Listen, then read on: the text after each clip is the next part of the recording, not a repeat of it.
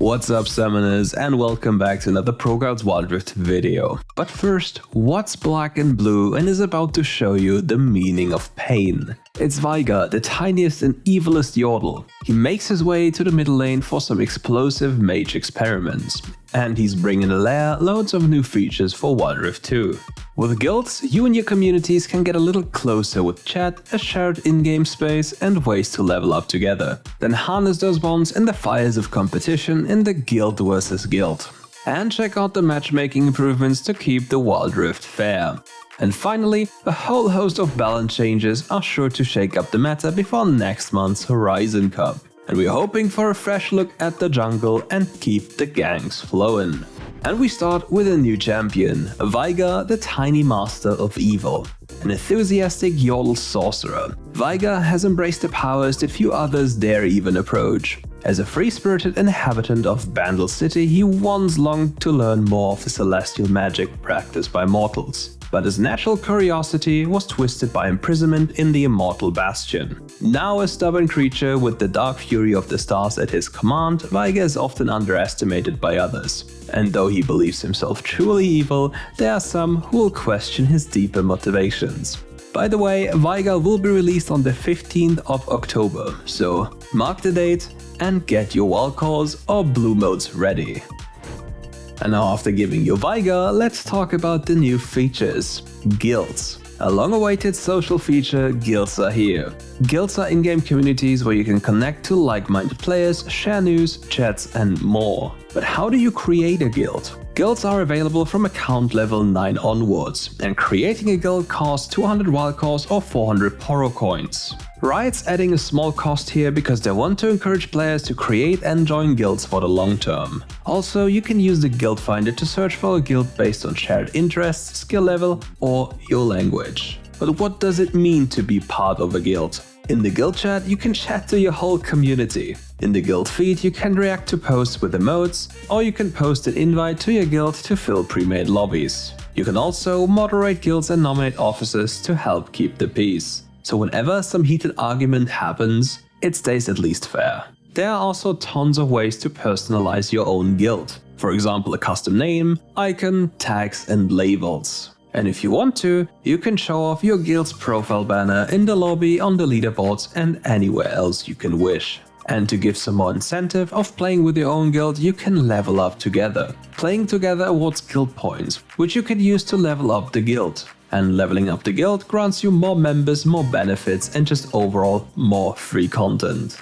There will also be a lot of bonus content, a lot of bonus features, guild versus guild, bonus missions, everything. Just so not to bore you, I will spare you the details and you can discover them yourself in the near future. And before we continue with today's video, let's take a short break for a question of the day. Do you have any ideas for a guild name already? Or did you already make one? If so, share your ideas in the comments below. Now let's talk about something everybody was waiting for: improved matchmaking. To address some key matchmaking issues, several upgrades will roll out over the coming weeks of patch 2.5. We'll be getting a new matchmaking algorithm, which is more focused on the MMR, so the system behind what we are seeing, rather than the actual rank we are having. This might result in getting matches with weird discrepancies in the elo, but to address that, they're adding a ranked competence tag. So even if you're seeing an Emerald player in your Masters Plus lobby, you will realize that he belongs there and isn't really an Emerald player in your lobby.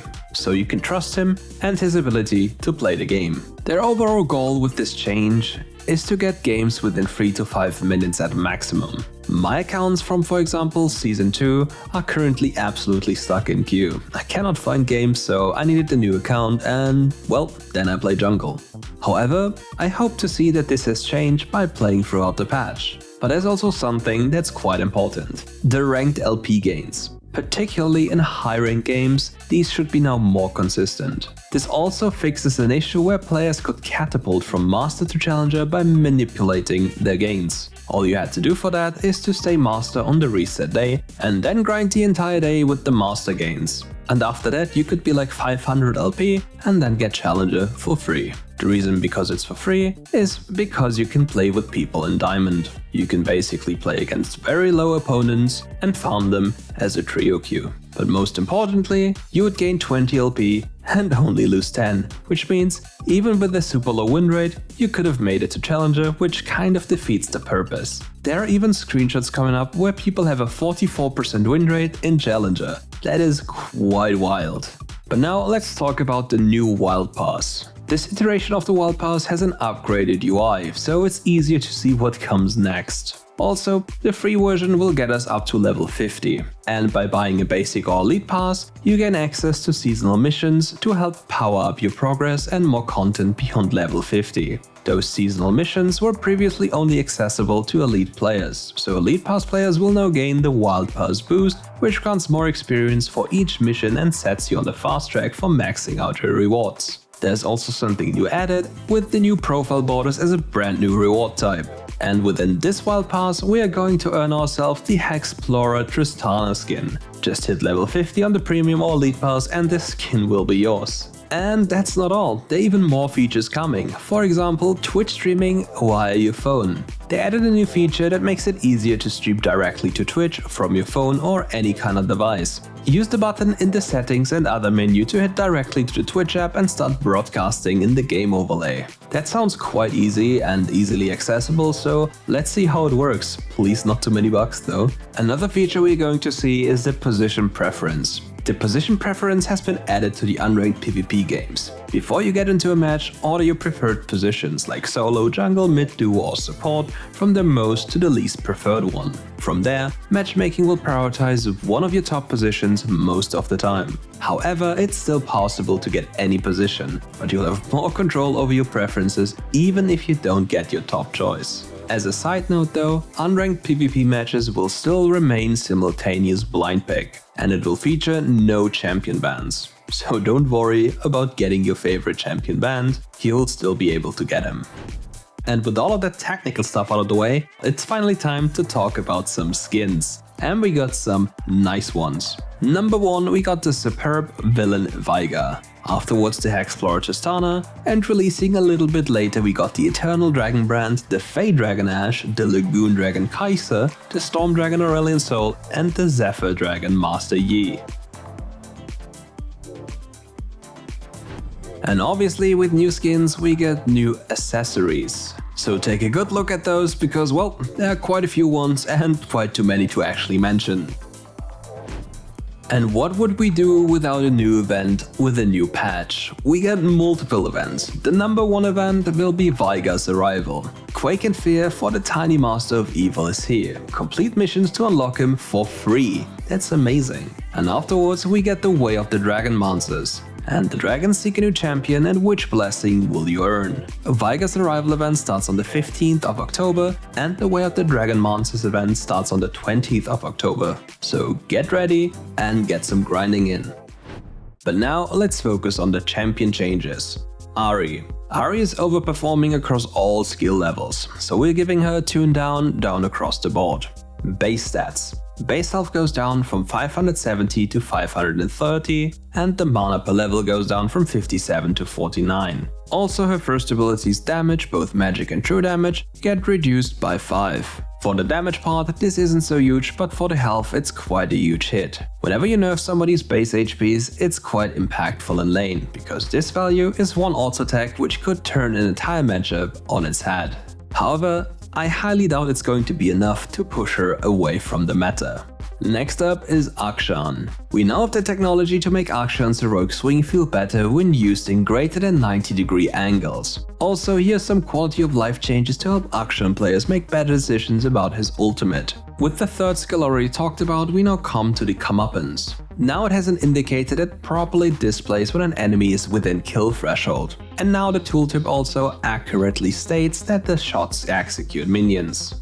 Next up, Annie. Well, she was quite the hidden OP pick as we presented last time, and now she's getting hit by Riot Games. Well played, thank you Riot Games. Annie's ultimate is too generous in allowing her to stun targets from long distance, and it's currently too easy to snag multiple enemies in a single cast. We are bringing down the radius and damage of the initial Tibbers cast, but to compensate, we are pulling power out of her third ability Molten Shield in order to buff up the bear himself. So her third ability's cooldown goes up from 12 seconds on rank 1 to 14 seconds, and later on it goes down by 1 second, so it's an early game nerf but a late game buff. However, the shield value gets quite a huge hit. In the early game it's nerfed by 10 and in the late game it goes up by flat 20. However, the scaling is nerfed by 20%, which is going to hurt Annie a lot in terms of numbers. And for her ultimate ability, the effect radius goes down, the base damage goes down as well, the Tibbers Flame Aura effect goes up, and the damage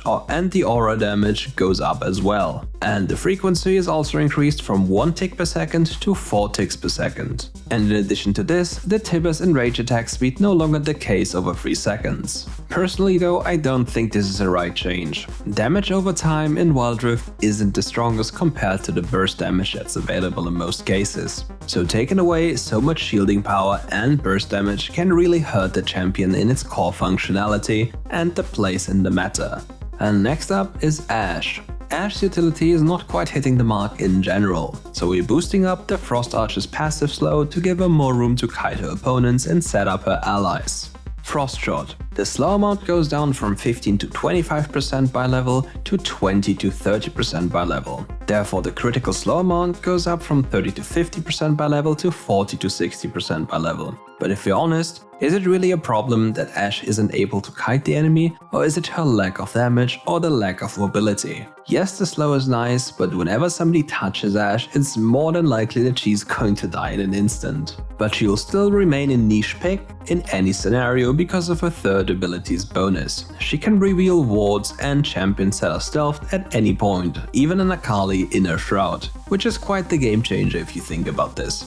But now we go on to our next change, which I honestly cannot really understand. Aurelion Sol. Aurelion Sol has quietly been a safe and powerful pick in the mid lane for some time. So we're reducing his base armor and mobility he gains from Celestial Expansion to open up more space for healthy counterplay. The base armor goes down from 35 to 30, and the bonus movement speed from his second ability Celestial Expansion goes down from 40 to 30. So with the champion nerfed multiple times and one of his core items getting absolutely demolished, he's still getting nerfed, which can only be understood if you take into consideration how they want to balance the game. They usually look at win rates and want to adjust him towards the 50% mark. However, if a one-trick champion like Aurelion Sol has insane win rates and there's only a few people playing it, well, it tends to happen that the nerf is not justified and the champion is just hit because of those percentages.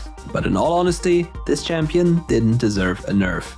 However, the next champion we're going to talk about deserves a nerf. Camille. Camille is too dominant in multiple positions for highly skilled players, and we believe that she has too much flexibility in her position selection. We are removing her ability to clear the jungle quickly. Now the second cast of Hookshot no longer hits jungle monsters. This will also disable Camille's ability to trigger Hookshot's attack speed buff in order to make her jungle play a little bit riskier that will rely more on ganks to succeed.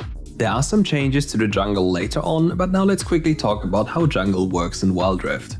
Most champions can just do 2 camps and then spam gank. The reason? Local experience from minions and gold plus kill experience are just unbelievably broken, whereas the pace is quite slow if you go for farming. Only very few champions are able to level 4 clear through their jungle before the Scuttle Crab spawns and therefore have a level advantage. Otherwise, most of the other champions just do 2 camps, at most 3, and then go into a gank or into a transition towards the Scuttle Crab. So if you look at this isolated from the other changes we're going to see later on, it feels kind of not enough for what's the problem. However, this is an adjustment towards the PC version of Camille, in which they removed specifically this to tackle the Camille problem in the jungle department. But honestly speaking, the jungling on the PC version is way harder and more skillful than it is in Wild Rift. It doesn't mean it's bad in Wild Rift, but it's just way harder to efficiently jungle in the PC version.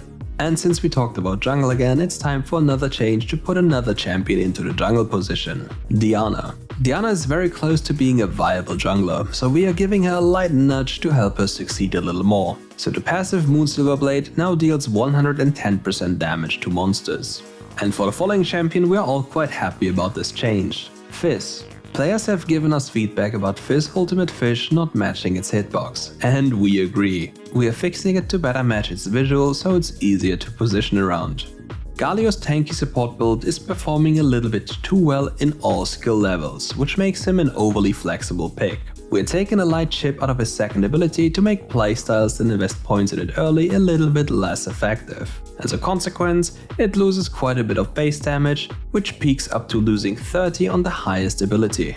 And the next champion is also suffering from being a too flexible pick, Gragas. Gragas is a dominant pick in professional play and a multi-position flex. While it's great when skilled Gragas players set up their team with a powerful knockback, Explosive Cask holds too much damage and is available a little bit too frequently in the early game. As a consequence, the ultimate cooldown goes up by 10 seconds, but later on it's the same cooldown again. Also, the base damage goes down in the early game by 50, level 2 by 25, and by level 3 it's up to the normal damage again.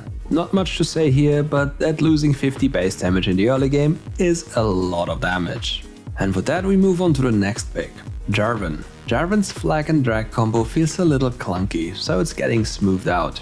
But another champion that needs some smoothing is Jhin. Jhin is sitting at an acceptable power level in most respects, but the strength of his utility is a bit under what we'd liked it to be, so the Deadly Flurry's root duration goes up by 0.25 seconds. But in reality, we need to take a look at his passive because there's quite a few things to say, but it will take some time until we get to that point. However, I highly doubt that this change is gonna make him more viable than he already is. In the higher levels of play, you don't really see this champion, because apart from being a lane bully, he's not much else.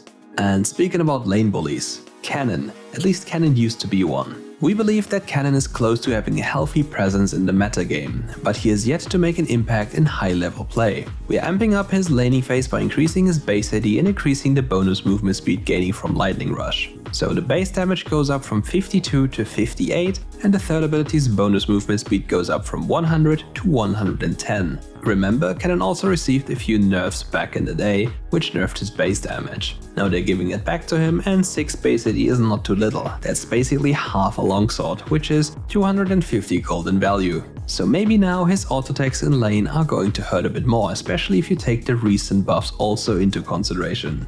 But now let's talk about a champion that every mid laner hates, Lee Sin. Lee Sin is a popular and powerful jungler that has been particularly dominant in high-level play. In order to reduce how quickly he can burst on targets, we are softly reworking Iron Will so that it persists across 2 auto attacks but deals less damage with each hit. As a consequence, the bonus is close to being halved as it used to be. So you have 2 empowered auto attacks that nearly deal as much damage as the attack before, and later on they'll deal a little bit more. But honestly, what is this change gonna accomplish? It's not gonna change that Lee Sin is gonna gank you level 2. It's not gonna change you that he'll one-shot you anyways if he's fed. And I don't get the reason for this change, but we'll see in the future how Lee Sin is tackled even further, because this is not going to be the end of how Lee Sin will get nerfed.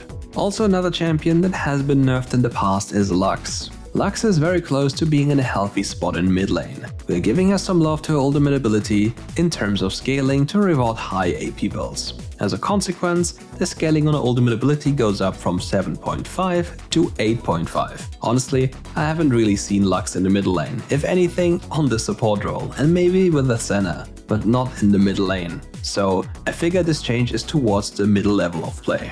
And here I was thinking we would be done with the annoying champions, but now we have Nunu and Willump. Nunu and Willump's power levels have snowballed out of control after their release. As players have grown to understand the boy and his Yeti, they have grown to be a menace for players of all skill levels. So we are lowering their survivability and clear speed. Armor per level goes down from 3.9 to 3.5. And the damage and the base healing and the scaling go down on his first ability, Consume. So it will not be as easy to secure objectives and maintain your high health pools when it comes to objective fights. And I hope we get to see some snowball changes soon, because sometimes you don't see the ability. And next up comes a change I yet again cannot really understand. Pantheon. Pantheon has been struggling to find his place amongst other Baron laners in high level of play, so we're reducing the cooldown of his ultimate ability Ground Starfall to give skilled players more opportunities to make impactful plays. As a consequence, his ultimate cooldown goes down by 10 on each rank. For From a personal point of view, I think this change is towards the competitive scene. In solo queue, Pantheon isn't really struggling as it's solo queue. He can easily stomp his opposition in lane and snowball the game. So for all the solo queue players, enjoy this buff because it's nice to have a little bit less cooldown on your ultimate ability to pay your dragon lane a little visit. But here comes something I can absolutely understand. Riven. Riven is overperforming in multiple roles, so we are taking this opportunity to cut down on 2 big points of frustration for playing against Riven. Her early game damage output and the uptime on her defensive abilities. First ability Broken Wings, the base damage goes down by 5 per level, and the overall cooldown on her third ability goes up by 1. In this instance, I would have rather seen some damage nerfs than those nerfs. And by damage nerfs, I mean a change to her passive to make it a little bit less overbearing. But will this be enough to get her out of the meta? Surely not. But at least now we are getting to see a nice change. Seraphine. Seraphine's getting the same quality of life feature from a PC version. Starting with max echo stacks means she has a few more options at level 1. In case you didn't know, in Wild Rift you still have to stack this ability up on level 1, which means you have limited options, so it's quite a nice change to finally get this done. And now onto something that we would have thought impossible in the past. Shyvana getting buffed. But due to the changes to the game and the other champions releasing plus the item rework, Shyvana has fallen out of favor. As a consequence, Shyvana is struggling a bit in organized play and high skill ranked, so we are amping up her strategic power as a power farmer and a dragon killer. The bonus damage against elemental dragons and elder dragons goes up by 5%, and the bonus magic damage from her second ability also goes up by 5 per level. Next up on the list is Soraka. Soraka is falling off a bit too much in higher levels of play after our last round of changes. We want her to have a higher payoff when she's successfully at popping her only hard crowd control. As a consequence, the duration of her route goes up by 0.25 seconds. And next up comes Tristana. Tristana is underperforming at all ranks against compositions that she should be strong against, so we're reducing her offensive downtime to make her slightly less punishable throughout the game. Her first ability's cooldown goes down by 1 second across the ranks, and her third ability's cooldown goes also down by 1 second across the ranks. But what I'd really like to see here is her third ability scaling with crit chance, which would really add some more damage to her kit and would really feel nice on her. And maybe at some point we'll be getting the Hail of Blades keystone.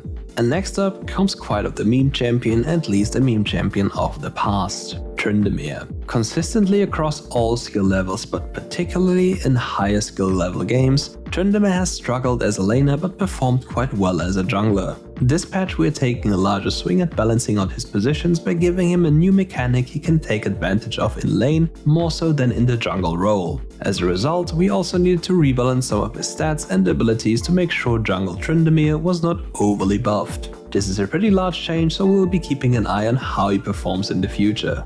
So on level 1 he loses 12 base AD but gains higher scaling AD from 4.55 to 5.5. Also, the starting bonus attack speed goes down from 20% to 10%. For his passive ability there are quite a few changes for the crit rate and the fury he gains from killing minions. But the biggest change comes in the form of attack speed. Attacking the champion grants 50 to 75% attack speed for 5 seconds and has a 6-second cooldown after the attack speed runs out. This is basically granting him lethal tempo, or at least the budget version of it, in the Wild Rift, which is quite crazy. But there's even more changes. His first ability grants him more healing per point of fury. His second ability's slow duration, however, goes down by 10% across the ranks, and now the ultimate ability features the new attack speed part. Obviously, the value of the attack speed scales with the level of the ultimate ability. This is a huge change and quite interesting to take a look at. And with those changes, we might see Tryndamere becoming a champion that is at least playable in lane.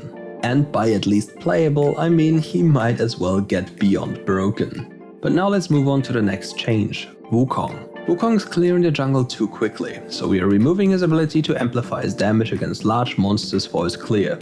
And for the last change, well, sorry guys, it's a lot of changes, so bear with me at least for this one. Ziggs. Ziggs is too powerful in the mid game where he can harass opponents and rotate around the map to demolish turrets more freely. We have retuned his passive base damage curve so it's weaker in the mid game, but starts at the same value and scales to the same value at level 15. This is quite a weird change. because usually Ziggs is known as the tier 1 protector. As long as he is alive, nobody's taking his tower, and he stays there. For the remainder of the game, he's not leaving his lane. He's not necessarily known to do such things, but he can still do them. So this nerf also affects his laning, as he loses a bit of damage in short trades with auto attacks. But in reality, it's not going to do much to him, so it's pretty much whatever. And now with the champion changes out of the way, we can now speak about other changes. RM changes. If you're interested in those, take a look at them, and if you're not, let's move on to the other gameplay changes.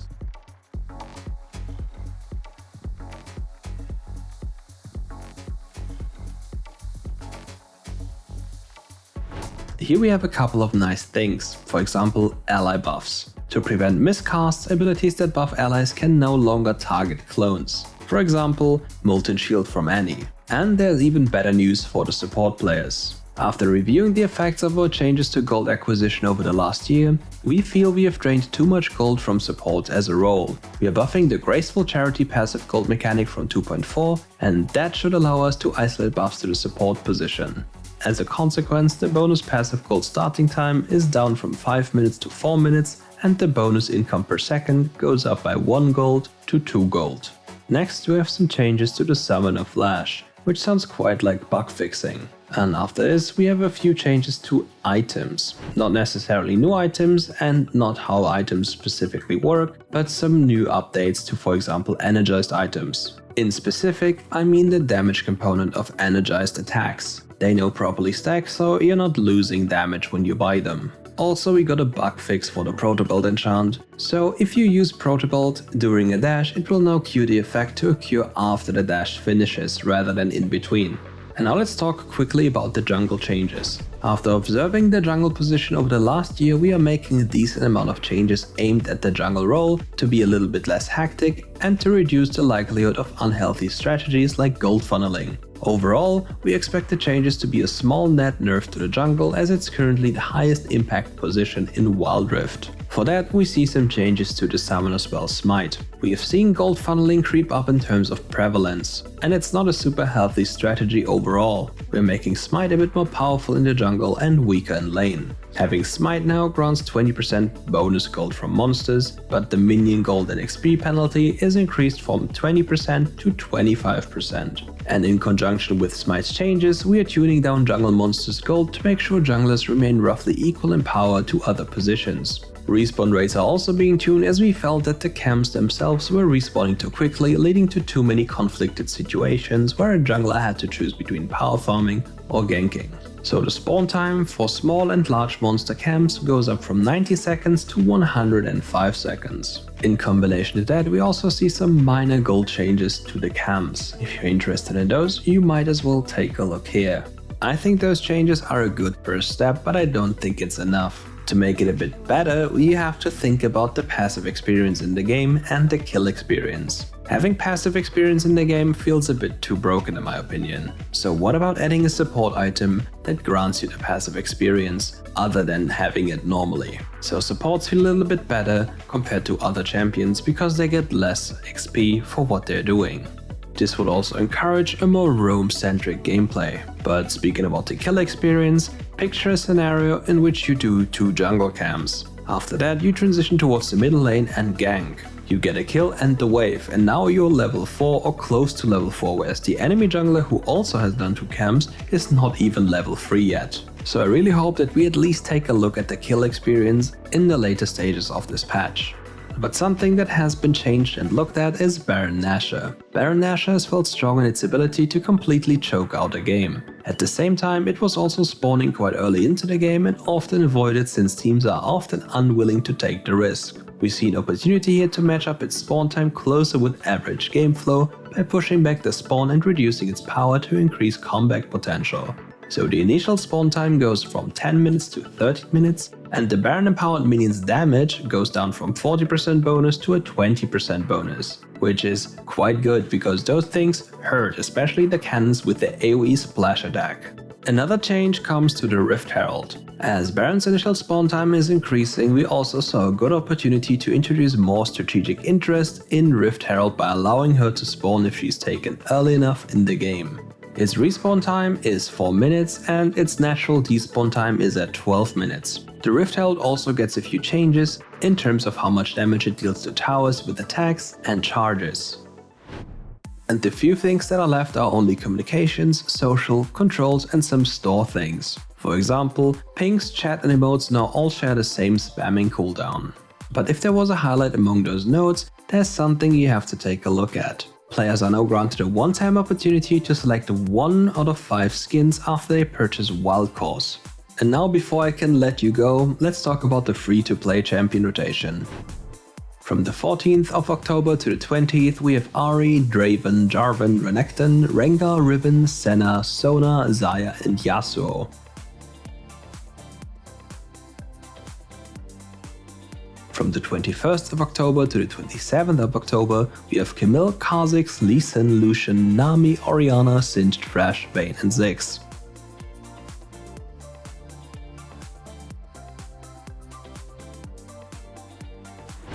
So, as you can see, my voice is already dying and you're probably pretty annoyed by my voice already, so that concludes the rundown. And that was a lot, so thank you all for watching and catch you tomorrow, and the video won't be as long. I promise, it will be easy, so see ya.